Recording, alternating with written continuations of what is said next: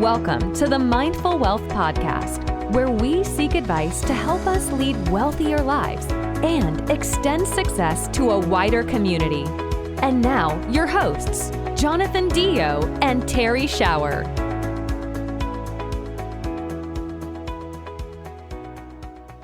Okay, welcome back to the Mindful Wealth Podcast. We have a great guest today. We have Sonja Lyubomirski. I think I got it right the second time, which is my hope. And we're really excited to talk about, the myths of, the how of, and just happiness in general, the things that can lead us to happiness and the things that pull us away from happiness that we think might get us there. So Terry, you want to kick us off? Yeah, for sure. So Sonja, thanks for being with us today. And we wanted to start off with kind of a super general question. So people might recognize you as the author of The How of Happiness and the Myths of Happiness. Before we get into some of the specifics of that, is there anything you'd want to share about your current projects? First of all, thank you for having me. It's a pleasure to be here. I study happiness. So it's all about happiness. I've been studying happiness for more than 30 years, believe it or not.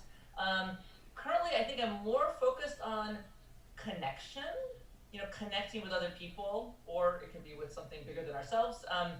I think connection is really the secret to happiness. It's what makes life worth living. But that's all very relevant to questions about what makes people happy, what are the benefits of happiness, and how can we become happier. One of the core ideas behind our podcast is that we're all seeking what I'll call true wealth, but it could be successful life, or it could be authentic well-being.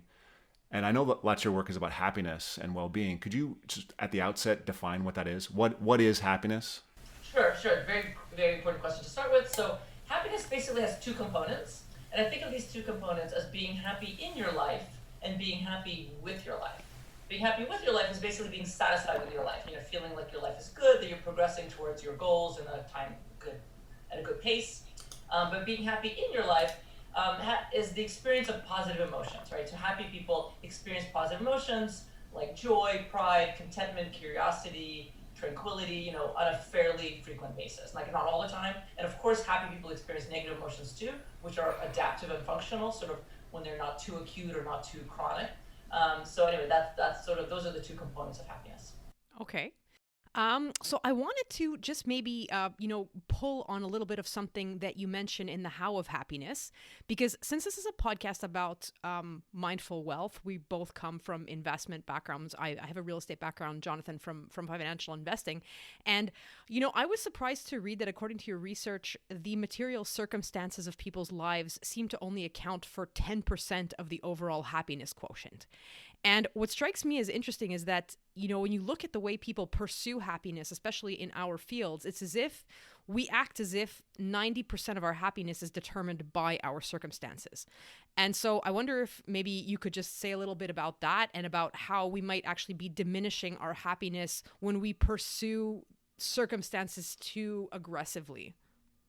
That's a great question. And first of all, I wanted to talk about the numbers. I think we should not use numbers to describe these findings. I actually have kind of regretted using them because people take them sort of too seriously, but they're really based on estimates, and it really depends, how you look at the data and what the evidence is. So, but aside from the numbers, that is a truth that people think that their circumstances, especially things like money, their material circumstances, make a bigger difference in their happiness than it really does. So that's kind of the main finding. Now, money and wealth do matter to happiness. I do want to say that, especially when you're poor, right? So money is really important to happiness when it prevents us from being poor, or when it buffers us from illness and sort of adversity. But then, as you get wealthier, money doesn't matter to our happiness, or our circumstances don't matter to our happiness as much as we think they do, but they still matter. Actually, really interestingly, if you make $1 million a year, you're happier than someone who makes $500,000, and people who make 50 million are happier than those who make 25 million, which is an interesting question in itself, why that is. It maybe that has something to do with the status of it. So money does matter, but it just doesn't matter as much as we think it does. And I think another point to make is, a couple points. One is it matters what you do with it, right? So people who spend their money, or just sort of whatever comforts they have in their life, on connecting with other people, on contributing to society, on philanthropy, on personal growth, like learning something, traveling. They're happier than people who spend their money on sort of just amassing lots of sort of possessions. And the other issue that's important is that what's interesting is that people who are materialistic are less happy than those who are not. So like the pursuit of material things is associated with unhappiness, but having the material things is actually associated with a little bit more happiness. So it's really the pursuit. So if you have these sort of extrinsic goals where you're just kind of pursuing these kind of extrinsic things like money, by the way, those also include things like fame, power, beauty. People who pursue those things are less happy than people who kind of pursue more kind of internal things and the things that I mentioned like before, like connecting with other people, growing as a person, and helping others. So if I can just like pull on a little bit of something there, you say we talk a lot in this podcast about the internal and the external, right? Like internal conditions, internal goals, external goals. How might one frame things more in terms of internal goals, first of all? And secondly, if we're looking at how to effectively ensconce the pursuit of wealth in a happy life, how might we do that? Okay, great question. So first of all, internal, external is also, these are also terms that we researchers in the science of happiness use too, because, and it's kind of a cliche, but the general findings that happiness is more internal than external in the sense that it comes from within. So you can find two people in the same circumstances, and one person is maybe a lot happier than the other, and that has to do with sort of how they like behave and think in their daily life. So that's kind of the internal part of happiness. The external is sort of what their life circumstances are, right? Like, the size of their house and whether they're married and how healthy they are and, how old they are. Another way to think about it is in terms of intrinsic and extrinsic goals, and I think it's a term that I already used. So intrinsic goals are just goals, like I mentioned, like about personal growth and connection and helping, whereas extrinsic goals are really more about like materialism, power, beauty, fame. And so if I were to give advice about how to pursue happiness and how to and sort of the role of wealth in happiness, it's kind of like relevant to what I said earlier, which is that don't sort of it's fine to have wealth as kind of a byproduct, right? So maybe you have a career but you really enjoy your career and you're doing it for the sake of learning and maybe making the world a better place, but also you're making money, and that's great, and that's great to be comfortable. And then once you have the wealth, again, as I mentioned, like spending that money, it matters what you spend the money on, right? So if you spend that money on helping others, whether it's philanthropy or whether it's like taking your nephew to the zoo or something, then you're going to be a happier person. So basically, it's a little bit of like ironic that, if you want to make yourself happy, you want to try to make other people happy, by whether it's using your wealth or using your time. I think somebody said givers gain once. I think that makes a lot of sense, right? So just, it seems strange. I think I caught you when you said this a second ago, where the pursuit of wealth hurts, but when you have wealth, that's good. So there's a conundrum there. Is that social hierarchy? Is that I feel like I'm better than them, so I feel happier? How does that work in sort of relative poverty, lack of privilege, comparison to peers? How do those things make unhappiness or happiness come about? Yes, all of these are really, really great factors, really important factors that you mentioned. So first of all, the pursuit of wealth. So we're talking really about kind of like an almost like a personality characteristic, like people who have we all know people who have sort of that type of personality where they're just like, they just care about sort of, more money. And again, it's not just wealth, it's also things like fame and beauty and power. And so sort of caring about those things, which are those extrinsic goals, those type of people tend to be unhappy people. So it could be kind of a personality characteristic. But if you, again, like if you're pursuing in other things, like you want to make a better, like this is sort of a cliche, like in Silicon Valley, people are starting all these companies because they want to make a world a better place, but they're also making tons of money. But though that kind of individual is going to be happier, right? Because they're not doing it for the money, but they happen to, money is like a great side benefit. And then in terms of once you have money, you mentioned social comparison. So what happens is there's a phenomenon called hedonic adaptation, right? Or the hedonic treadmill you may know about. And this is this remarkable ability that we humans have to get used to positive changes in our lives. Negative changes too, but mostly positive changes. So when we move into a bigger house, even when we get married or I don't know, get a new job, at first we get this huge boost in happiness, and then we sort of adapt, we get used to it, and then we want more. And you can argue that this is evolutionarily adaptive, right? That if human beings kind of were just sort of satisfied with like any goal and just sort of stop right there, we would like fail to achieve. So it's good to kind of continue to want to progress and achieve, but it has these sort of disadvantages, these costs, right? That once we achieve something, like so once we move into the bigger house, and then we start comparing ourselves to our neighbors who might live in houses that are even bigger than ours, right? In a new neighborhood, and might drive cars that are nicer than ours. And so social comparison is really critical.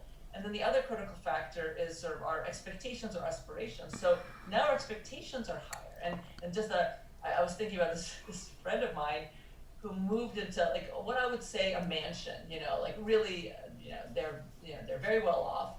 And so I talked to her, and she was complaining how now she has friends who have private jets, but she doesn't. She travels first class, but that's not good enough anymore. So that's kind of an extreme example, but we all kind of do that, right? Like we move into a nicer neighborhood. Like people will move into nicer neighborhoods than they can afford, like for their kids, because the schools are better. But then they have these there's costs to that because of the social comparison. Actually, I was one of those kids where I went to a private school, like on a full scholarship, and it was great. It was an amazing school, but the kids were like flying to Paris on the weekends, and I was like this poor kid who could barely afford anything. So that social comparison is really powerful. Wow, I think this is such like great material for like the progress of our understanding. I don't know, I'm just having like a great material here. So I want to ask you about ambition, because that's also something that comes up a lot for us. So one thing is like, we talk about the external markers of wealth. So like the bank balance. I come from a sports background, so like the medals. And how do you see ambition fitting in? Because it seems to me to be this kind of like double-edged sword, where on the one hand, it does push us to attain maybe new heights and to grow. But on the other hand, it can be sort of a negative force when it causes you to fixate on outcomes. So great question. So I guess I would say moderation is good in everything, kind of like the Aristotle's idea of the golden mean.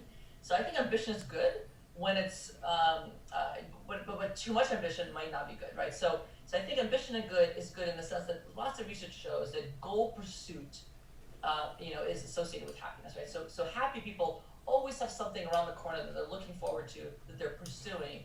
And ambition is basically goal pursuit, right? Like you have these goals, you have these dreams, and you want to achieve them. And people who are more ambitious are happier. But of course, like if you're too ambitious, or if you're a perfectionist where nothing satisfies you. My colleague Tal Ben-Shahar has this book called The Pursuit of Perfect, which is all about perfectionism. And he was, I believe, the best squash player. He's Israeli. He was the best squash player in Israel. But that didn't make him happy, because then he wanted to be the best squash player in the world. And so that was a little bit extreme. And nothing wrong with wanting that. But if you feel like you won't be happy unless you have that dream achieved, then that has costs. So I guess my answer is sort of everything in moderation. So, I mean, it sounds like, and just tell me if this is the best way to sort of sum that little piece up. It sounds like happiness can't be a target. It sounds like I talk about with clients all the time. Clients, wealth can't be your target. If wealth is your target, you're going to be, you may get wealth, but you're going to lose your life. You're not going to be happy, right? Does happiness fit into the same category? If I really want to be happy, I can't try to be happy. Because I try to be happy, it pulls me away from happiness. Yeah, great question. And by the way, that's great advice that you give about wealth not being a target, which is kind of what we're talking about, like the pursuit of wealth, right, is associated with unhappiness. Yeah, I mean, I mostly agree, but I think there's a way to make happiness a target without kind of obsessing over it. It's kind of like when you are trying to become more fit or lose weight. Like that is a target, right? Like losing weight. But don't like focus on it too much. Just focus on like, having better habits and sort of, on a daily basis. So people who want to be happy, like you can have that goal in your mind, I want to be happier, but then, really what do you do on a daily basis? You're pursuing different kinds of activities or strategies, techniques that make you happier. So it might be you're going to try to be more grateful, you're going to pursue goals, you're going to exercise more, you're going to savor good things in your life. And so you kind of focus on a daily basis on those sort of activities that will get you there, just like the person pursuing wealth is really just focusing on their job. But I think it's okay sort of in the back of your mind to think, and I'm doing all of these things to be happy. But if you're too obsessed and sort of focused on that goal, and you're monitoring yourself too much, right? Am I happy yet? Am I happy yet? Am I wealthy yet? Am I wealthy yet? Right? It's like weighing yourself on the scale like 4 times a day. You don't want to do that. Then that's going to have sort of detrimental. It sounds like all of those things that lead to happiness, they're goals in themselves. Happiness isn't the goal. It's just, we know the research you've done, other people have done. If I do these things, I get to be happier. So my goal is to do those things. And then the happiness, like the wealth, ensues. The happiness comes from the life well lived. It's not the target. Exactly. And there's lots of quotes from like famous philosophers and writers, and happiness is a byproduct, right, that kind of are saying the exact same thing. Okay. Yeah, and I think this is kind of like a nice segue. I have this friend, like a millennial friend, who talks about how she feels so much pressure to always. Sorry? You're friends with a millennial. I know. It's possible. Who, talks about that she feels this immense pressure to always be self-improving, always be doing positive activities. And, she mentions that it's as if this constant weight of pressure of doing things that are like considered to be positive actually takes away from her happiness. And you mentioned this in a recent paper that you authored with Annie Reagan. I wonder if you could maybe just say a few words about that for the benefit of my millennial friend and everyone else like her. Thank you. I have a couple of papers on sort of how the pursuit of happiness might backfire. And again, getting back to sort of this, everything is good in moderation. If you're too focused on that goal, your standards might be too high, so then you might actually be unhappy when you fail to achieve sort of that level of happiness that you want to achieve. If you monitor yourself too much, as I already mentioned, am I happy yet? Am I happy yet? That's going to have detrimental consequences. If you compare yourself to others, like, oh, that person's happier than me. And then also, if you look at particular strategies that people use to become happier, those might backfire too. So for example, take doing acts of kindness for others, helping others. I mentioned now several times how contributing to society, helping your community, helping others makes people happy. We know this to be true, but we also all know people who are sort of too giving, right? They're like too giving of themselves and neglect their own kind of self-care. Or when you help others, sometimes that helping might backfire, might not be perceived positively, or we might actually feel kind of exploited or taken advantage of. So like particular things we do to become happier could backfire. Gratitude is another example. I do lots of research on gratitude because it's something, it really works, in that it sort of helps us not take things for granted. We were just talking about sort of more wealth, right? If we're grateful for our new car or our new house and try to maintain that sense of gratitude, we might not adapt to it, sort of get used to it as fast. But gratitude could backfire too. It might make us feel indebted to other people, if we're sort of constantly thinking about how like, oh, this person has supported me so much, but maybe I haven't paid back. It might make us feel almost like embarrassed that like we need all this help in the first place. It humbles us. Actually, humility is an interesting thing because that could be positive actually, sort of to feel like it's not just about you. You're standing on the shoulders of giants, and so that's not necessarily a negative thing. But anyway, so both sort of the pursuit of happiness overall and the particular sort of activities that you do to become happier could backfire. So we just have to be cognizant of that, and like it doesn't mean you don't do them. You just sort of you got to monitor yourself and sort of see whether things are working. I'm all in favor of kind of me search. So your millennial friend could sort of try different things and maybe even like keep a diary or journal of like how she's feeling every day and seeing what works and what doesn't. So one of my big roles in this podcast pair is I'm not religious, but I've studied spirituality and studied religion for years and years and years and years. And in both Buddhism and I was raised Lutheran and I studied Buddhism in grad school for many years. Good works are important, right? So, and the connection between well-being and Aristotelian eudaimonia, well-doing, I think you've mentioned it a little bit, but can you peel the onion back a little bit more? Yeah, I think that's a great way to put it. My colleague Ken Sheldon has a paper basically saying how it's really eudaimonic well-being is really well-doing. It's sort of what you're doing to live a sort of a flourishing, a full life, rich life. And then well-being is really more kind of how you feel about it. Is sort of that subjective feeling of happiness. And they mostly go together. I guess one of my, a lot of people talk about how there's sort of this hedonic happiness, which is sort of more like pleasure, and then eudaimonic happiness, which is sort of this good kind of happiness, like meaning and engagement. But really, they almost always go together, because it feels good to have meaning in your life. Like when you're doing the well-doing, feels good too. I mean, it's not always, right? Like you could be. There's the Mother Teresa example is kind of the counter example, right? Because apparently she was clinically depressed, so maybe that's not a good example. But because she was doing all these really, really hard things, so so maybe in the moment you're not happy, but maybe let's just say in general, when you look at your life, you are happy because you're sort of making the world a better place. So anyway, most of the time, well-doing and well-being kind of go together. They're correlated. So something just struck me that both earlier on in the conversation, you mentioned the work you're doing on connection. And right now, well-being and well-doing, how those kind of interrelate. How does, in Buddhism, there's this concept of dependent co-origination, where we're all in this together. All the plants and trees, all the humans and animals, everyone's kind of in this together. And it seems like the more we recognize that, the better off we are. But I love that term. Wow, I haven't heard that, dependent co-origination. Absolutely. In the sense of, one of the most basic human needs is the need to belong. Yeah. This idea that we belong as part of a community, as a tribe. Obviously, there's evolutionary explanations for why that's so important, right? That we wouldn't have survived as a species if we didn't band together and help each other. And so, so this idea that we're all in it together. Actually, when you said that, I was actually thinking of COVID, that at the very beginning of the pandemic, actually loneliness, we have some data showing that loneliness went down, which is a little surprising because people were isolated. But my explanation is that we kind of felt like we're all in the same boat, where, oh my God, this is all happening to us. And we're all kind of, it doesn't matter if you're different, if you're a different ethnicity or you live in a different country, we're like all together in the same boat. But I absolutely, I agree. Connection is so important. And you can think of connection at so many different levels, right? It could be a connection with a stranger that you make eye contact and you know exactly, so sometimes that happens, you make eye contact and you know exactly what that person is thinking. And that's just like a beautiful, brief moment of connection, which also makes you feel like we're all human, we're all in it together. And it could be connecting with a partner or a friend, or it could be connecting with a higher cause or with God, with whatever, with lots of, with an organization. But, that kind of makes me think, like, you mentioned, like, we look at how spirituality fits into this. And, Jonathan, with his experience, I also studied Buddhism. I've become more interested in Islam of late.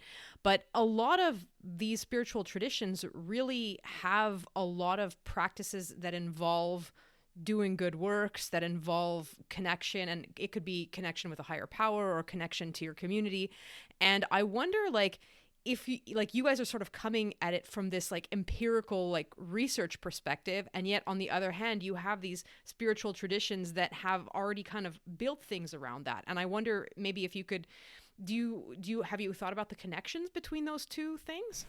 Yeah, I mean, it's not a coincidence. In fact, I often, sometimes I'll get an email that says, everything you're doing is in the Bible. Like everything you're studying is in the Bible.